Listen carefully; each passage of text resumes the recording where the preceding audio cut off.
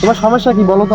আমার 2 দিন থেকে 3 দিন থেকে যোগাযোগ রাখতেছো না আমার সাথে, এবং আজ SMS দিচ্ছি, SMS তুমি রিপ্লাইও দাও না, ইগনোর করতেছো কেন? আমার ব্যাপারটা বুঝিয়ে বলো তো, সমস্যা কি হয়েছে তোমার? আবার লাইনেও থাকো, SMS দেখো না। তোমার সাথে আমার কিছু পার্সোনাল কথা আছে, তো তুমি এদিকে আসো তো। কি বলবো এখন বলো? আমি তোমাকে একটা কথা বলার জন্য এদিকে নিয়ে আসলাম যে তুমিও যেমন আমার প্রিয়, আমার পরিবারও আমার অনেক প্রিয়। আমার পরিবার থেকে আমার বিয়ে ঠিক করে ফেলেছে একজন সরকারি চাকরিওয়ালার সাথে, তার সাথে আমার বিয়ে হয়ে যাবে। আজকের পর থেকে তুমি আমাকে কল বা SMS করবা না। আমি এখন থেকে বাসায় গিয়ে তোমাকে সব জায়গা থেকে ব্লক করে দিব। পারলে আমাকে ক্ষমা করে দিও, আর তুমি ভালো থেকো। দাঁড়াও, তুই কি পাগল হয়ে গেছো?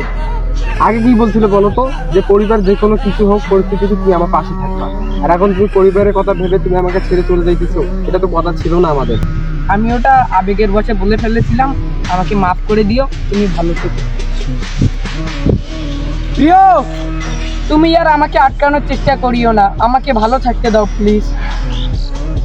প্রিয়, তুমি আমাকে ছেড়ে চলে যাইও না প্রিয়, তোমাকে ছাড়া বাঁচতে পারবো না প্রিয়।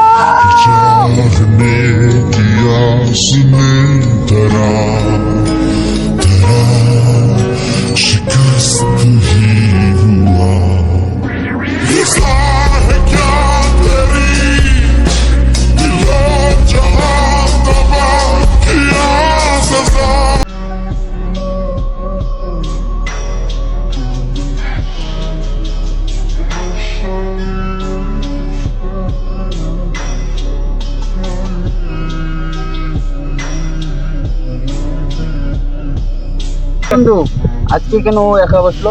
তুই থাক, আমিও ডাকলাম।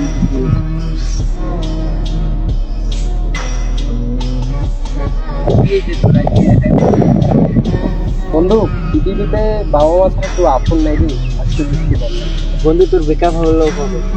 আজকে দেখা করতে গেছিলাম বিকেলে, আর বললো কি জানিস, কিন্তু বাবা নাকি বিয়ে ঠিক করছি, আর পরিবারের বিরুদ্ধে যাবে না, আমাকে ছেড়ে চলে গেছে।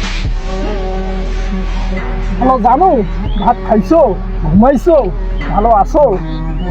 এখন তোমার কি হলো? নগদ বেকার হইলো তোমার। এই জন্য বলছি প্রেমে পড়ো না।